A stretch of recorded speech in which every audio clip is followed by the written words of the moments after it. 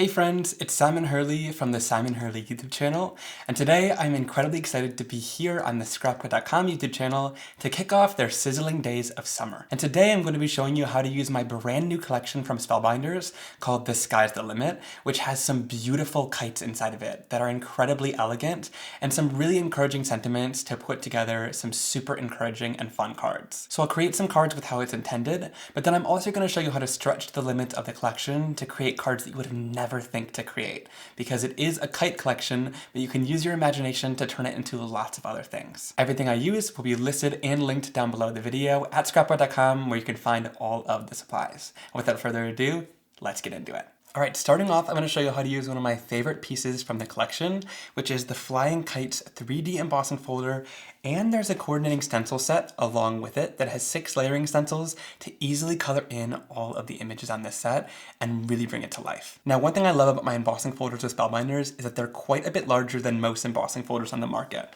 So I just take a piece of my Simon Hurley Stark White cardstock. This is an A2 size sheet of cardstock, and I'll cut it right down in half, hamburger style at 5.5 here.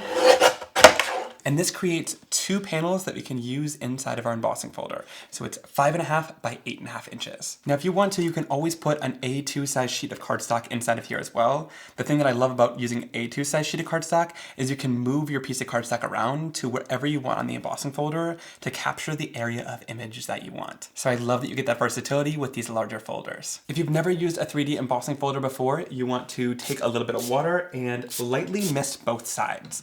You just want to really lightly mist it, not get it sopping wet, but this will help it shape to the embossing folder without it cracking. If you have trouble with your cardstock cracking, try this and it should really help. All right, then we'll bring in our Platinum 6 die cutting machine. And to do 3D embossing folders from Spellbinders, I'm going to lay down the platform base, which is the A plate. Then I'm going to take the 3D embossing folder, put it right on top, and then I'll use the D adapter plate, which is this hard gray plate, and put it right on top. Now that is what you need to use for 3D embossing folders from Spellbinders, but check with your manufacturer of your embossing folder because lots of them are different thicknesses. And then we'll run this right through our die cutting machine to emboss it. All right, and then when we pull this out, check out the amazing texture and dimension you get from this embossing folder. Embossing folders never cease to amaze me. They are so cool. And even just leaving it uninked like this is absolutely stunning. But inking it up is really going to bring it to life even more. So let's pull out the stencils and ink it. Now, I'm gonna use my sticky mat from Altenew to do my stenciling, and I keep it inside of this Scrapbook.com plastic storage bag. It's got a zipper on it, so it's going to keep it away from the dust, and it fits inside of here absolutely perfectly. And I'll just lay this right down on my glass craft mat. Now I love the Altenew sticky mat because it's got a little bit of texture on the back, so it's going to stick to your surface but not be too stuck and not get a bunch of air bubbles. And then you want the flat side facing upward because that's what you're going to work on. Then I'm going to take my embossed background and I'm going to stick it right onto that sticky mat. It's going to hold it really nicely in place and not let it move. And then we'll go in with the first layer of our stencil. You'll know that it's the first layer because it has a number 1 in the corner, and all 4 corners also have these corner markings to really easily be able to line it up with your cardstock. That's especially helpful if you didn't emboss it and you just want to use the stencils by themselves, because you don't need to use it with the embossing folder to get all the amazing texture and dimension. All right, then we'll stick the edge of that stencil right down into the sticky mat to hold it in place without any tape needed, and then we'll go in and do our blending. All right, I'm gonna do some really fun blue and green kites. So I'm gonna go in with my new blending brushes. These are the Simon Hurley blending brushes. They are amazing because they have the handle right at the top, so it makes it super easy to do the blending. I'm pulling out my one for the light teal color family, and then I'm gonna use High Tide Stellar ink to do my blending on these kites. Now, Stellar ink is my new foam ink pad, so this is really easy. All you have to do is just tap right into the ink pad. You get tons of ink because the foam releases ink really easily, and then we'll go in and do our blending. I'm gonna keep it nice and light for this first layer and just blend that color right down onto the surface.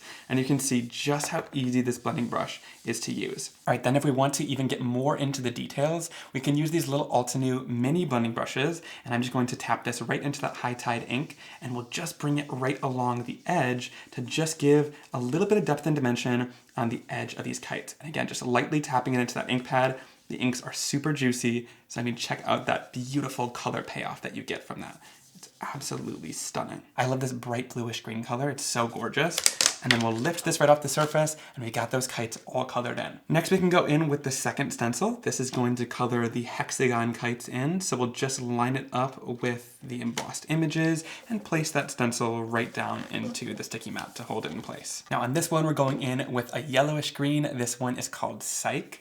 This one doesn't have a foam ink pad yet in the Stellar ink line. So this is still my Simon Hurley inks with the felt inks. Now, if you want to ink these up with the blending brush, you'll want to apply a little bit more pressure because this takes a little bit more effort to get the ink out, and rub it around on the surface, and that will ink up your blending brush, and then you can go right onto the surface and blend this in.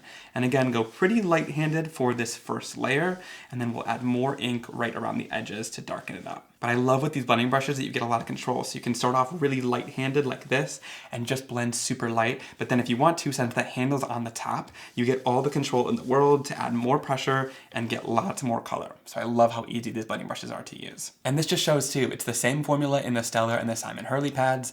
Only difference is the felt versus the foam. So feel free to mix and match the different types of ink pads on your project as you work. They work really well together. All right, and then to add some shading around the edge, I'm just going to again go in with a little New blending brush and just go around with that same Psych color and just add some ink right around the edge and shade it in. This is going to give you that 3D effect. You can totally skip this if you want to, but I find little details like this, adding some blending and shading to really bring it to life, really elevates the card a lot. So I love spending time on little details like this, but again, you could skip that if you want to. All right, then let's lift off this second stencil. We got that all beautifully colored in. I love that color combo together. And then we'll go in with the third stencil to fill in these diamond kites. And then for this one, we're going in with a sky blue color. So I'm gonna go in with my blue blending brush and my Clear Skies ink. Now this is the Stellar ink, so again, light taps into your ink pad is gonna give you lots of coverage. And we'll start off with a nice light layer across all of these kites with our blending brush. And I love how big this blending brush is too, because you get lots of coverage over the top of the surface of the kite really easily. Then we'll grab our little sky blue blending brush from Altenew and just go around the edge and blend these in with a little bit of shading. All right, then let's lift the stencil off. All right, next let's go in with stencil number 4. This is kind of the inside lines of the kites. For the little spokes on the kites, I'm using my new Stellar ink color called Black Widow, which is this nice, dark, rich black tone. And we're just going to blend that on all of the centers of these kites. For this, since we're getting into some more of the detailed areas, I'm gonna use the Altenew detail brushes and just blend those in super easily. All right, and super light taps go a really long way because again, this is the Stellar foam ink pads, so you're getting lots of color coverage and payoff. Then for the strings, we're keeping it more subtle by going in with a gray blending brush and using our Simon Hurley Create ink in the color Wolf to just get a lighter gray string across the surface on all of these kite strings. All right, then we'll lift this off and we got all of those nicely colored in. Then we'll go in with the 5th layering stencil, and this is going to do all of the ribbons and bows and strings that hang off the kites.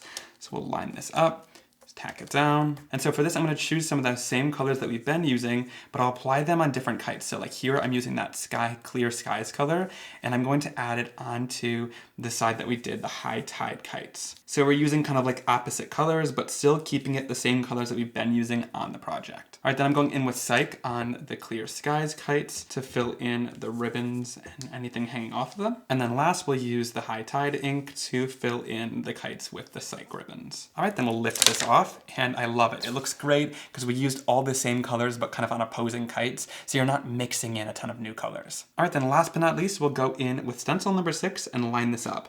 Now you could skip this one, but this gives it a ton of detail. So if you want to incorporate like stripes and dots on all the kites, this is the stencil to do that. All right, so for on top of the high tide kites, I'm gonna use a little bit of Tropical Tango ink going in with my Simon Hurley blending brushes. And I'm using the same blending brush as high tide since it's a similar kind of like teal color. So I stick with all of like the same color family of colors on one blending brush because you can always tap off any of the excess color to the side before switching to like a lighter version of that color. Then for the Clear Skies kite, I'm using No Diving on my Clear Skies blending brush, and I'm just gonna go in here and darken that up with a little bit of No Diving, so these colors go really nicely together. And last but not least, we'll go in using Later Gator onto the kites with Psych. And I'm just going to take this color pretty lightly, using a much lighter hand and going in to blend that down.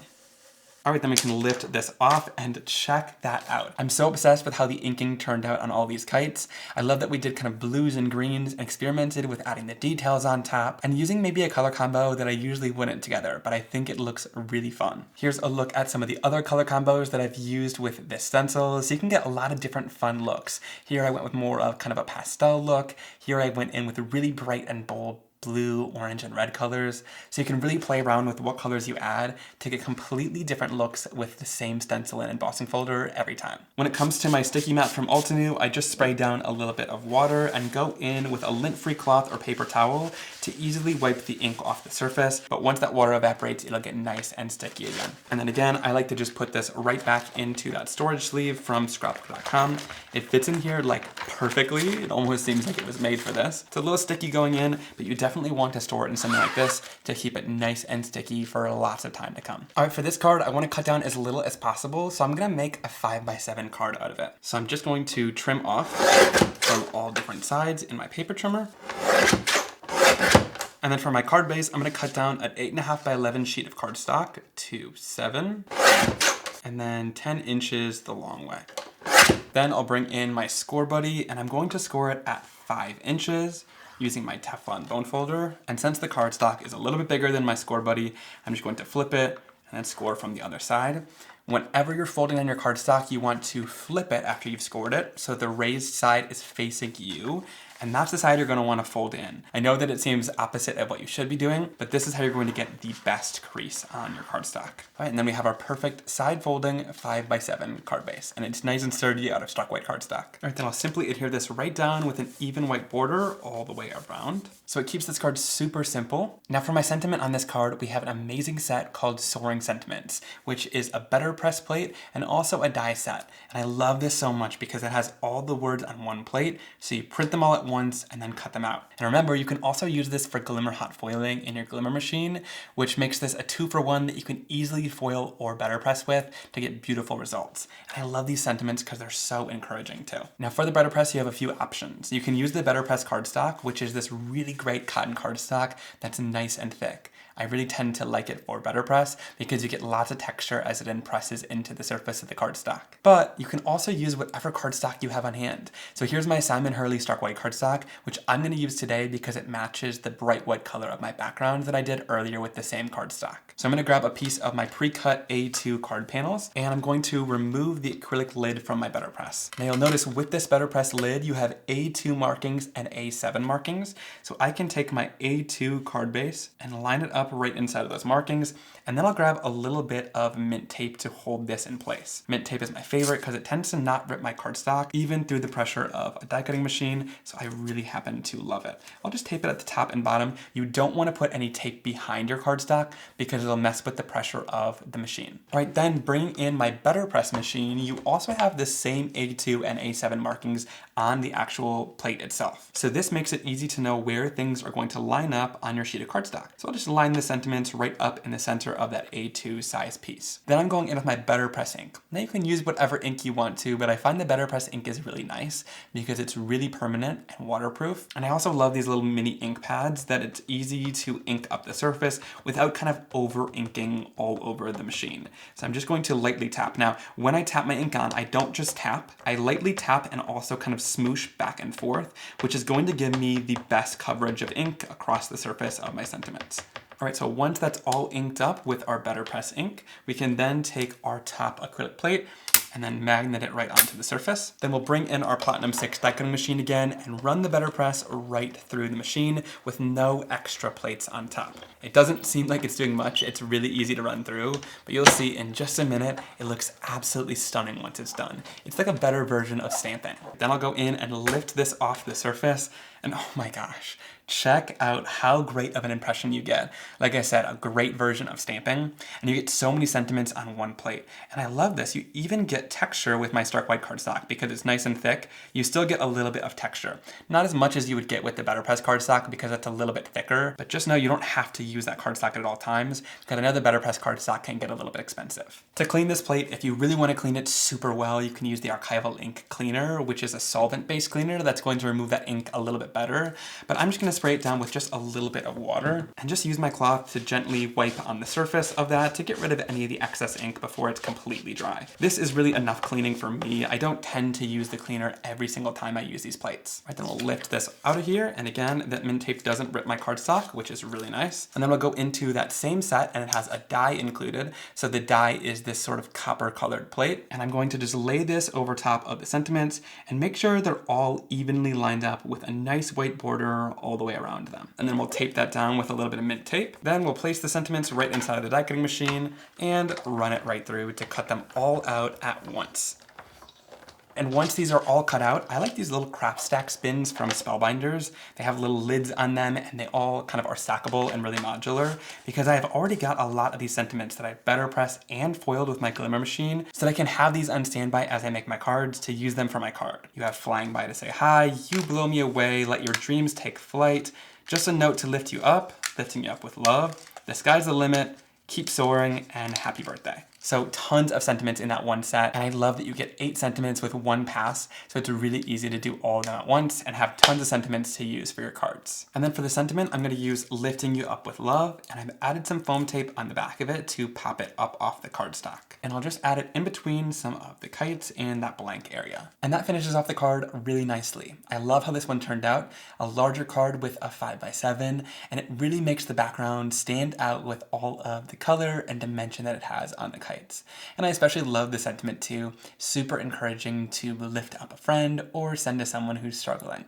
All right, now I want to show you another really easy technique using the embossing folder to get a little bit more of a subtle look in case if you want to place a kite on top of the background. All right, so for this, I'm going to bring in the Flying Kites embossing folder again. I'm going to open this up and I'm going to flip it open to the side where the most raised area is the background and the kites are impressed or debossed into the design. This happens to be the side with my name printed on the front of it, so if you're on this side, you know you've got it right. All right, then going in here, I'm going to use a little bit of my High Tide ink from the Stellar ink pad line, but you can also do this with the Simon Hurley inks. If you're using the Stellar inks, these are the new foam pads. So you want to be really gentle and careful with applying the ink across the surface. So I'm just going to go really super light on top of here and just glide it across the surface. It kind of wants to grip onto that plastic, but you'll notice that it's putting down a lot of ink on the surface, which is exactly what you want. So this looks about right here. Now, if you've got some ink down in places where you don't want to, I'm gonna just go in with a little paper towel and wipe it out. So I'm just wiping it out of the inside of some of these kites. And then once you've done that and really coated this with ink, I'm gonna go in and just lightly mist it down. My inks react with water, so it'll make it more of like a watercolor look. Then I'm gonna go in with some Spellbinders color wheel cardstock. This is like a light teal color, and I'll just place it in the other side of the folder where I want the design to be. So I'm gonna do this bottom corner here, and then I'll take my inked embossing folder and I'm going to flip it over and then hold it in place wherever it lands. You want to keep it held in place like this and not open it or move it. Then I'll quickly bring in my Platinum 6. Again, I'll use Platform A base. Then I'll put down the embossing folder and the D adapter plate on top and run it right through your embossing machine. All right, so once this is all dry, you can see that it really captures all of this cool like watercolor smoosh detail in the background, but it ends up leaving the kites that lighter color of the cardstock because the ink didn't go into that area. I think this kind of spotted watercolor look across the background is super cool. I think it adds just enough detail without making the background too in your face, so you can add a really nice colorful focal point on top of it. Okay, I want to add a little bit of shimmer and shine on top of this, so I'm using layer number 6 to get all of these little dots and stripes. And for the shine in this background, I'm going to use Solar Spray in the color Crocodile Tears because it sort of matches the color a little bit of the background. Now there's a little bit of mica on the bottom of this, so before you spray, you need to make sure to shake it up nice and well.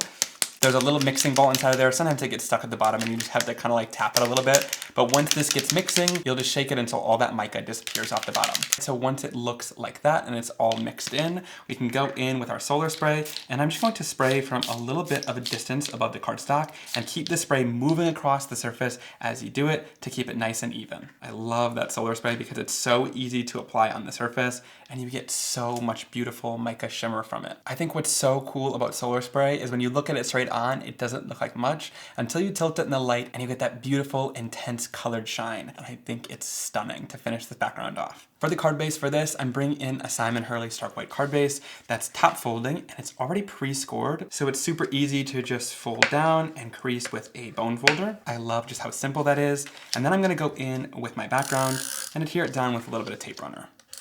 I've trimmed a little off of both sides of this background, so it's just gonna have a border on either side, which is a card design that I really like. So I line it up at the top and then adhere it right down. And I think that looks great. Now for the focal point, I'm gonna use the Fly a Kite die set, which has all of these gorgeous kites that you can layer up with the dies to create a really beautiful focal point. So I'm gonna use the diamond kite, so I'll grab a string, I'll grab the diamond kite, as well as the pieces you use to build up the layers. We'll also grab some bows and some of the accessories strings to use with the kite. Now to do any quick and easy die cutting, I'm using my black platinum scout machine that I made with Spellbinders. I love this machine because it's nice and small, but it has the metal rollers inside of here, so it's got the exact same power as a larger die cutting machine, just in a smaller footprint. I've also got all of my Spellbinders color wheel cardstock cut down to pieces that work inside of the Scout machine to make it really easy to reach for these and die cut quickly. And then all the scraps go in the back here, so if I have any extras of a color that I've already used, but still have more, I shove it right in the back so I can keep using it. For this kite, I think that pink would be absolutely beautiful, so I'm gonna use these two shades of pink cardstock, as well as these yellow colors for some of the strings and ribbons. I think that'll really go well with our high tide light teal background. So for the large piece of the diamond kite, I'm gonna go in with the lighter pink color, and then to add some shading and dimension, I'm going in with the darker pink and some of these little diamond pieces to lay on top. Then we'll run this right through our Scout die cutting machine. You just hold on to the top and it runs through super smooth and easily. Perfect, and then to keep all of our die cut pieces, I just put them in my little craft stacks container off to the side. All right, then for the little string pieces, I'm gonna use this lighter orange color, and for the bows, I'll use this light yellow. And then we'll put all those little pieces into our container as well. Then lastly, we'll cut out our string with a little piece of light gray cardstock.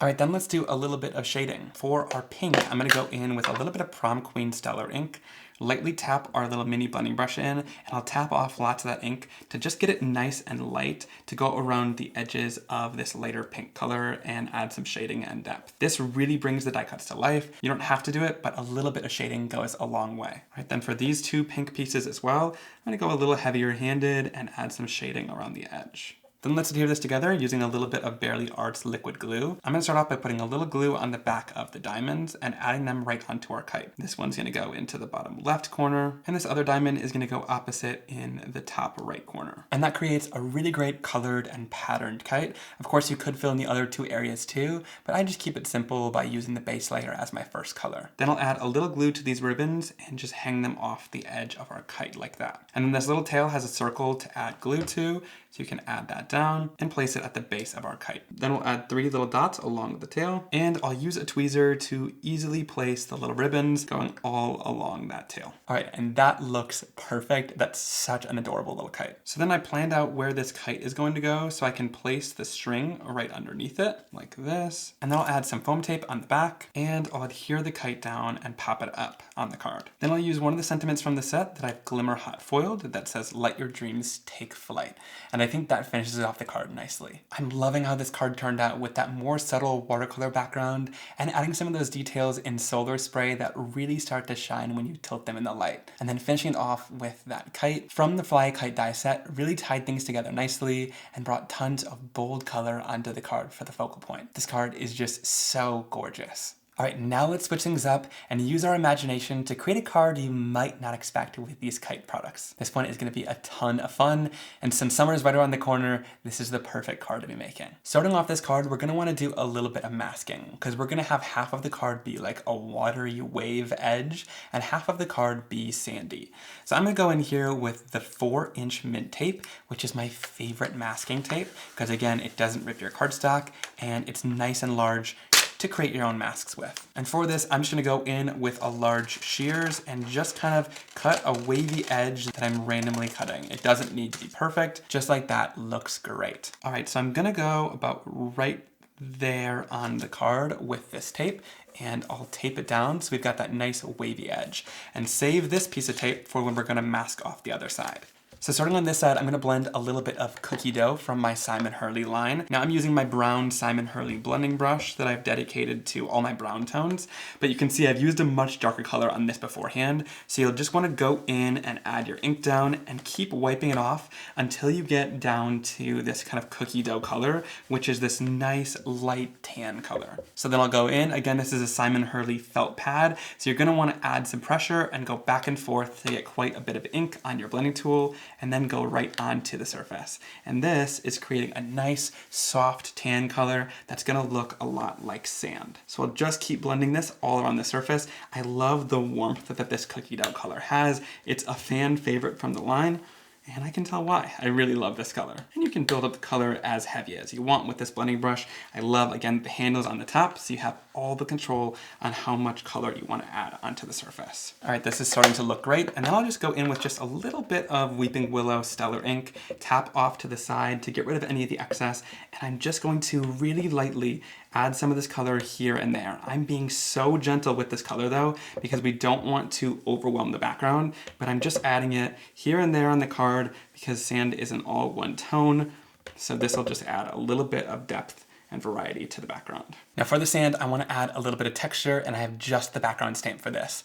This background stamp is called Stippled, and it was originally released as like a snowy background, but I really had it in mind because all of these dots are amazing to add texture to florals or backgrounds to just give it a little bit of depth and dimension.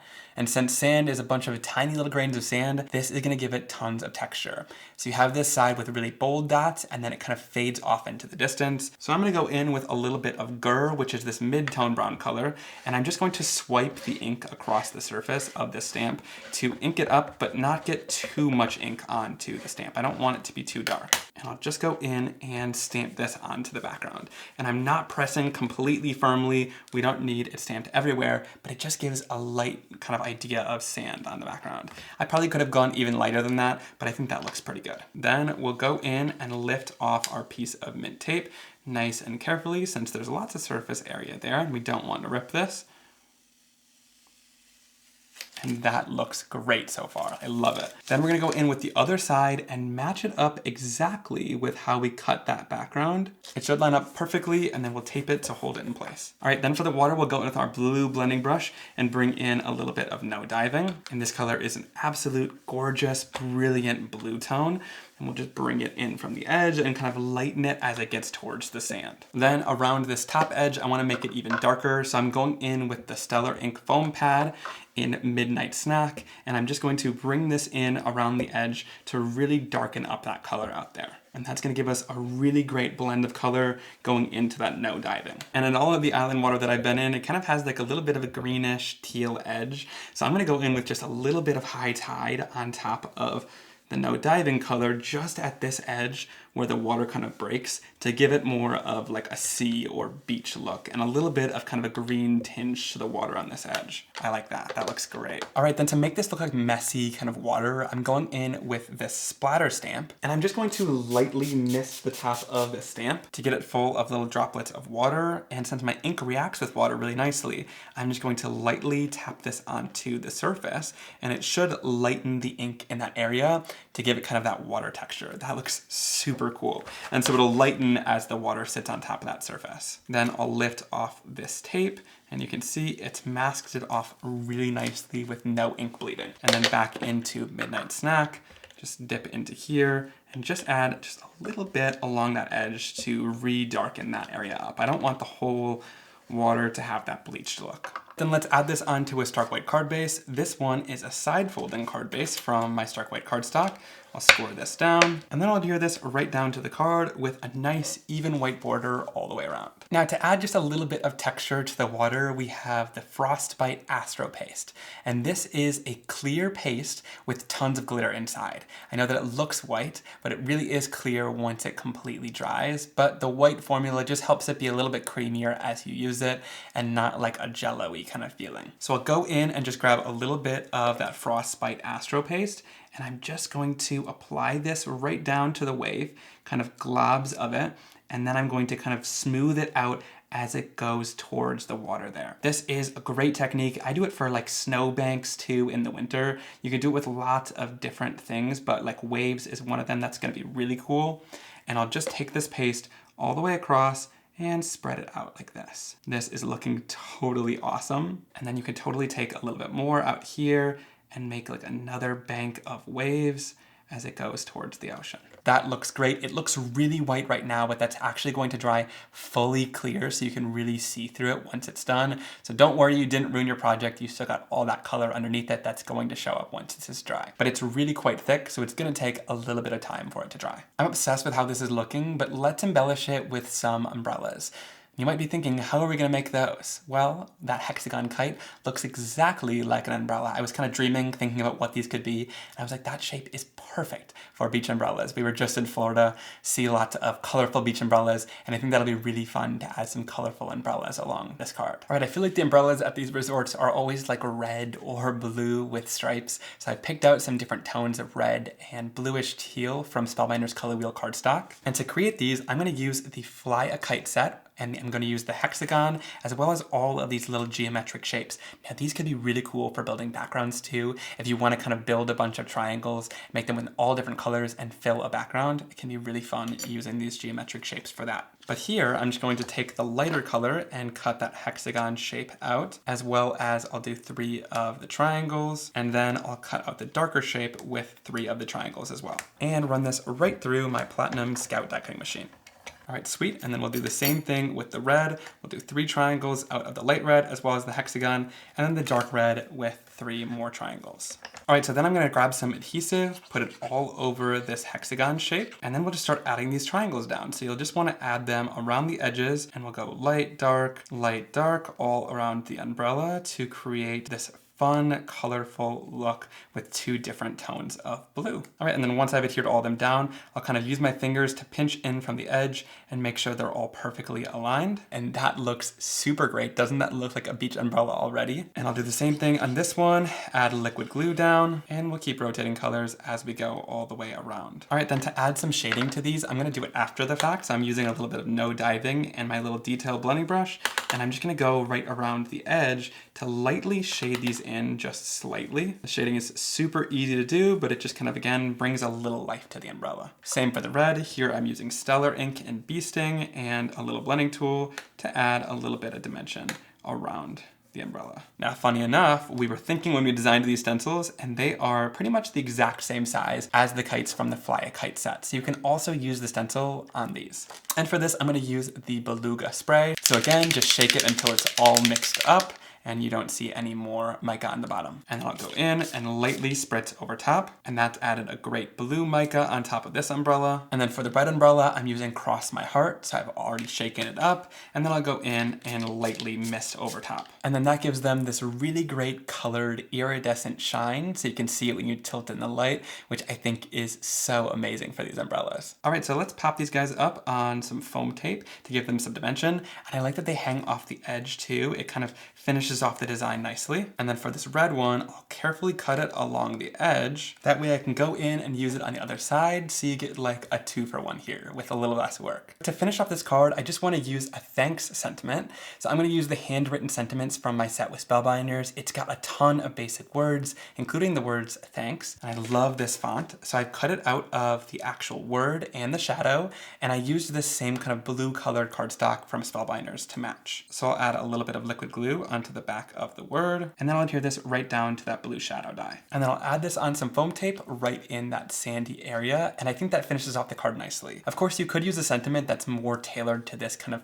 theme, but I really love this thanks sentiment because we just got to use a friend's house in Florida, and this seems like the perfect card to send to someone to thank them for taking you on vacation or letting you use their place. I think this is really great. So we've still got to let these waves dry, so I'll wait a little while and come back once they're dry to show you how they turn out. All right, so once the card is fully dry, here is how it looks. You can see that glitter paste went completely clear, but where it's a little bit thicker, it's still nice and substantial, and you can see that it makes the texture for that wave really cool. But you can still see all of that blue color underneath, and the little granules in it really give it tons of texture like it's salt water. I think it's so fun. This card was a ton of fun to put together. I had a blast making the umbrellas out of the kites and creating this fun sandy ocean scene by using a little bit of that 4-inch mint tape to really help us out and do all of our masking. Alright, thank you guys so much for stopping by and crafting with me to kick off Scrapbook.com's sizzling days of summer. Leave me a comment down below letting me know which card was your favorite and what you think of this collection. I think it is so much fun. And also again, all the supplies will be listed and linked down below to Scrapbook.com, where you can shop anything that I used in today's video. If you want to find more YouTube videos from me, there will also be a link down below to my Simon Hurley channel, where there's tons more videos sharing how to use my card making supplies. Thank you guys so much for watching and spending time with me, and I'll see you soon for another card making and crafting video. Have a great day. Bye!